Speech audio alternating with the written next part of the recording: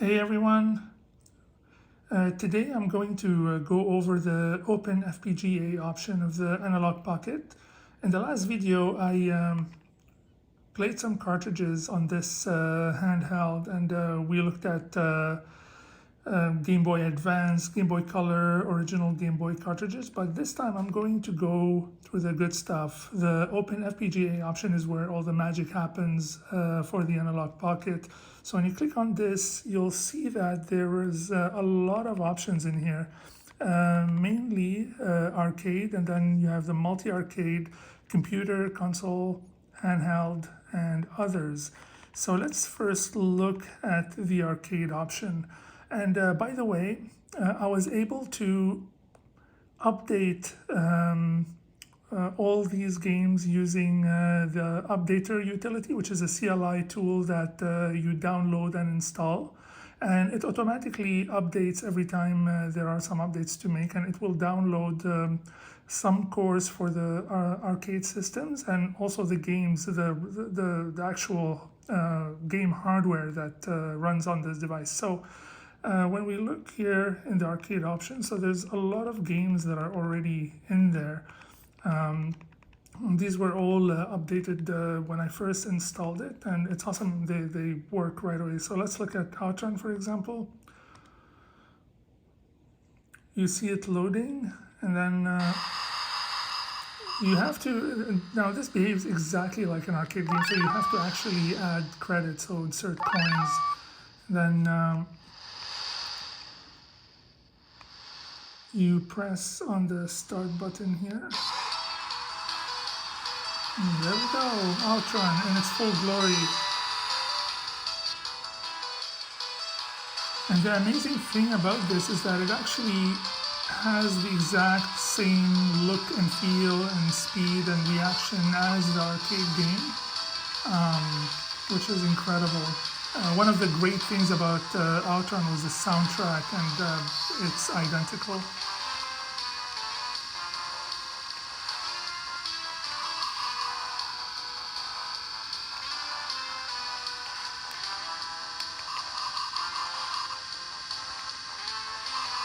It plays really good. Ooh. Nice.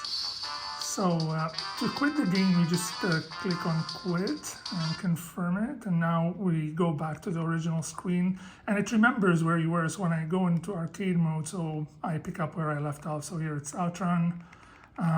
Then you have all these. Another one I like really is Rastan. It used to be one of my favorite arcade games of all time. And again, it has a great soundtrack and it plays really well.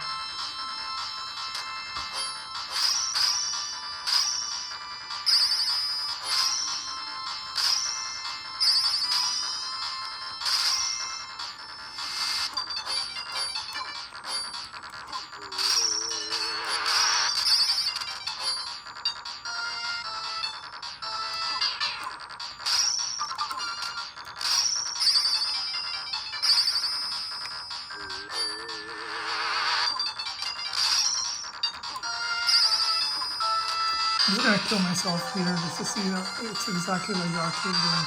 Amazing. So let's go into another option here. So this time I'm not going to click on arcade. I'm gonna go to the multi-arcade, and this one has 4 arcade systems: the Capcom CPS1 and CPS2. The Sega System 16A and 16B, and the Taito system. So the difference between CPS1 and CPS2 is that CPS2 has just better graphics and sound. So let's look. Each one comes with the original batch of games that came for that system. So here, for example, let's look at, let me see. You have all the Street Fighters. I think I'm going to try the first one, 1941. Unfortunately, I couldn't find 1942, which is the original game of this series, but it used to be also an amazing game that I liked so much. I have, I think, all the 40x games that were ever made, but not the 1942. So as you can see,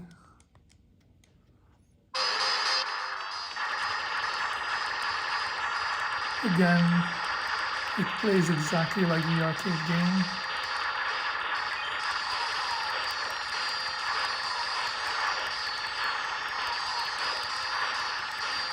And what I love about this is the actual speed and reaction. It's really identical. It really feels like you're playing an arcade machine, and this is amazing.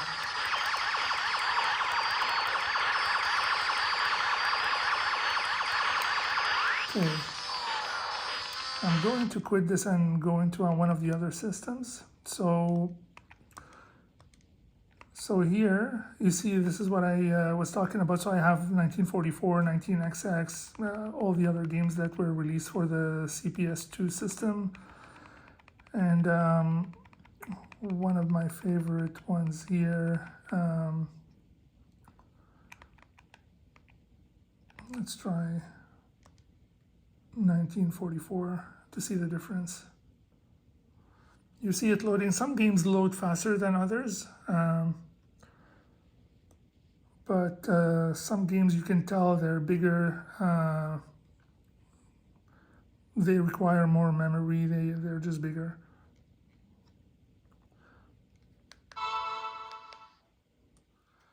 And this is exactly like an arcade board. When it restarts, it will go through all these different screens. Again, I need to put some credits.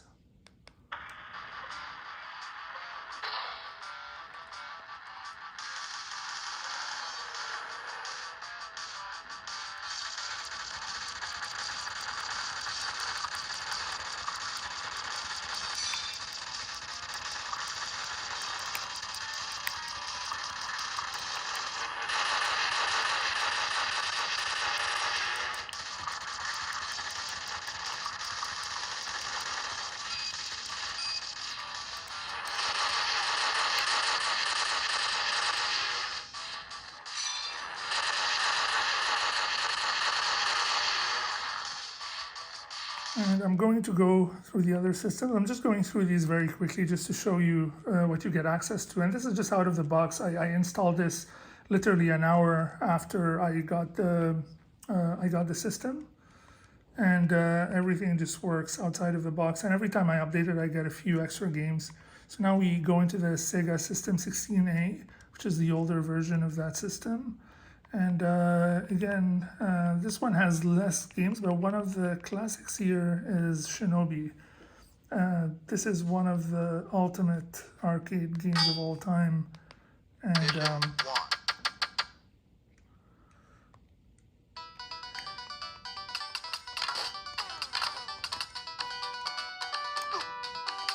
this game really reacts very, very quickly to my controls. And it's exactly the same speed and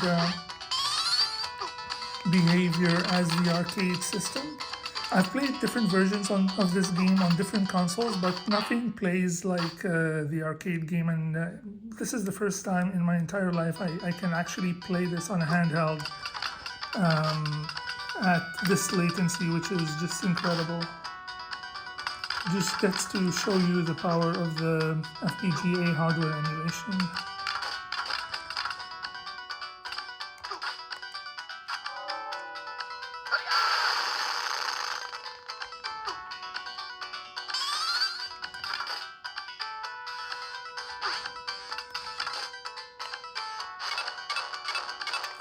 The sound is identical also, which is another great thing.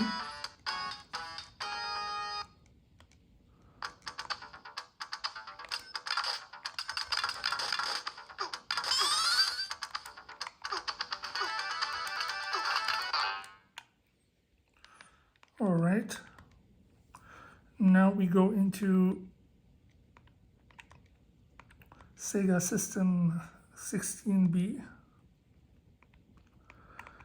And here, this one also it doesn't have as many games as the other ones, but one of the cool games here is, well, there is Golden Axe, but I recently started playing Wonder Boy 3, which is also a very exciting game.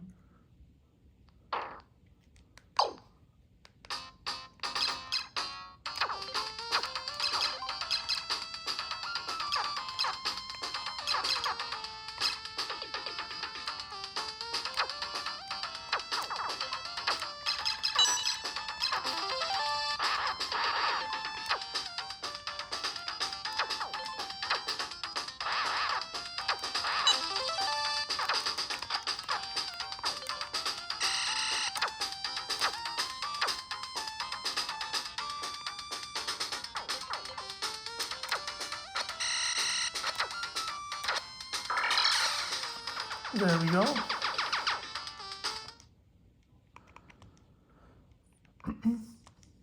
And the last one in the arcade system, multi-system, is the Taito. And here it says New Zealand. So what is New Zealand? This is actually a game.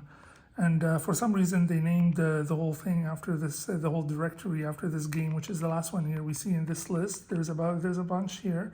Arkanoid is another very, very famous arcade machine. But this is the New Zealand story, which is, I think, some of the Taito developers got inspired on a trip to New Zealand, and they made this game, which is really cute.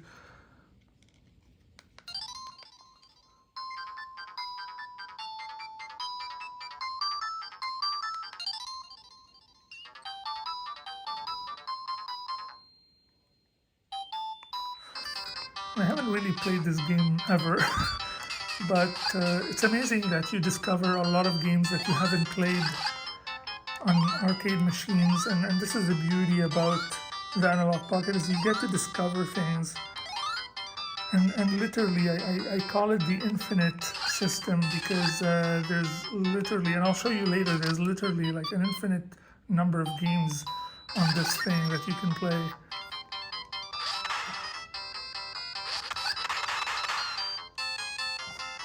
It just makes me think of Kiwis.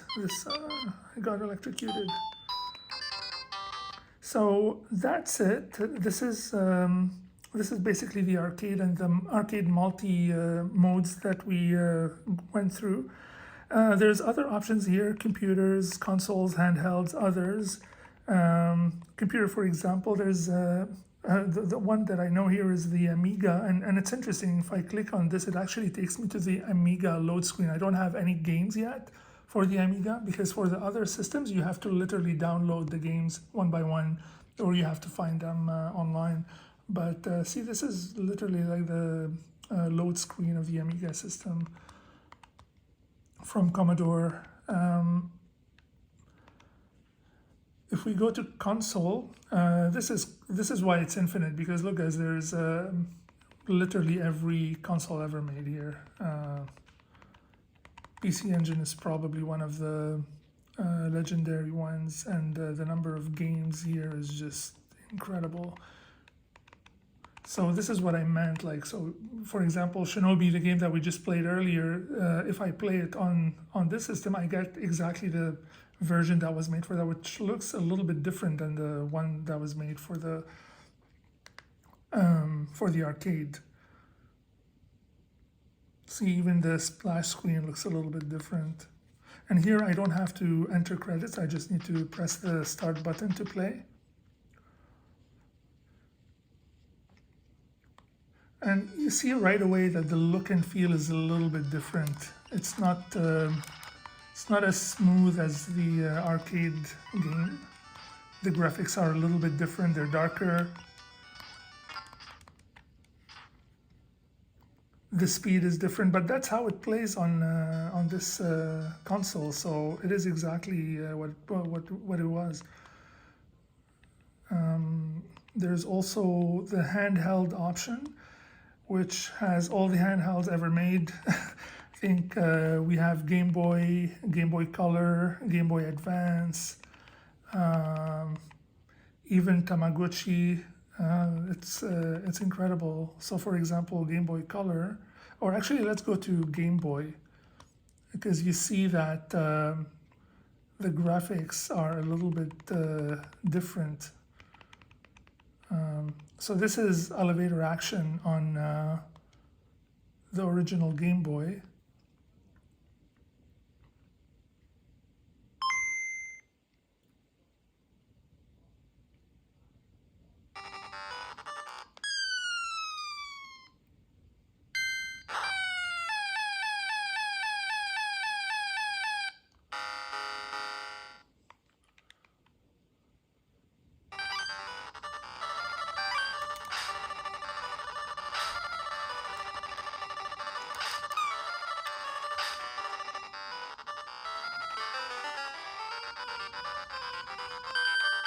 So the graphics are yellowish, yellow-green, not really black and white, to replicate the actual original Game Boy. So I want to show you the original version of this game, which is, I think it was on the, I think that was on one of the arcades. I think it's on Tecmo.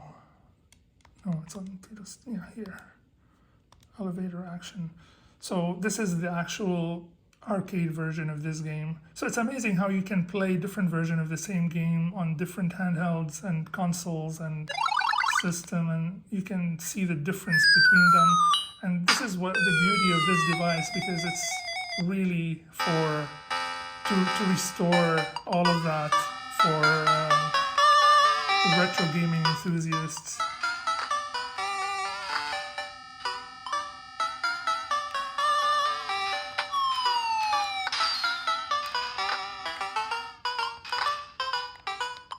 There you go.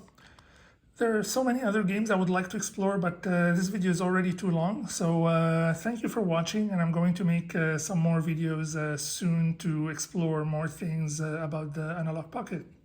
Don't forget to subscribe, and I'll see you at the next video.